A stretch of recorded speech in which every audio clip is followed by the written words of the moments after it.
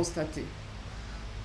Nous avons constaté qu'au niveau de l'équipe nationale, il n'y avait rien d'écrit, il n'y avait rien d'écrit, il n'y avait pas de document, il n'y avait pas de contrat.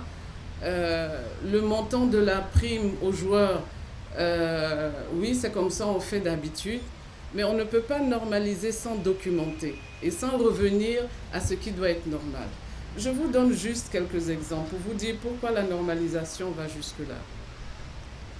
Quand nous sommes arrivés, je prends simplement les factures d'hébergement. Les éléphants étaient hébergés sans contrat d'hébergement. Et les éléphants étaient hébergés et l'hébergement était payé en espèces. Le coût de l'hébergement avoisinait, était de plus de 80 millions. Sans justificatif, sans contrat, sans rien. Quand nous sommes arrivés, que nous avons commencé à regarder dans les détails, on est passé d'un budget d'hébergement pour le même nombre de jours de 80 millions à 44 millions. Il y a des économies à faire. Deuxième élément de budget, juste je vous donne pour vous dire que c'est important que nous allions dans les détails. Et ça, ce n'est même pas nous qui avons relevé, c'est l'ONS qui nous a relevé ça. Le budget de l'eau facturé pour les éléphants équivalait à 50 litres d'eau par joueur et par jour. Il y a une revue à faire quelque part. Le transport des éléphants de l'hôtel du côté de l'aéroport jusqu'à Sol-Béni revenait à 1 million pour 4-5 jours. Il y a bien des choses à revoir là-bas. Et notre normalisation va jusque-là. Et évidemment, quand vous commencez à toucher ça, vous commencez à toucher des intérêts, je dirais, individuels.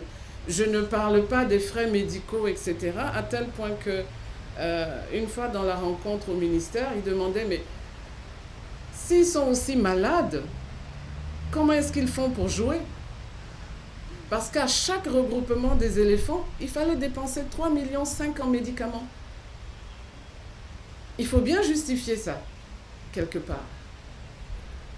Au-delà de cela, même par rapport aux frais, quand on calcule les frais en moyenne, les frais de mission pour l'encadrement, pour les...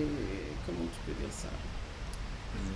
Pour les accompagnateurs, l'équipe dirigeante revenait pratiquement à 160 millions par an. Donc la première des choses sur laquelle on nous a indexé, c'est justifiez-nous ça. Et je pense que quand ils ont fait le calcul, c'était encore plus élevé que les frais de mission qu'on pourrait donner à des ministres, etc. Donc il y a des choses à faire. Évidemment, nous avons commencé à normaliser de ce côté. Et aujourd'hui, nous sommes en passe de mettre en place un manuel de procédure qui permet à l'ONS de pouvoir faire un arbitrage du budget qui lui est transmis. Donc, il y a des changements profonds qui vont se faire. Et je vais profiter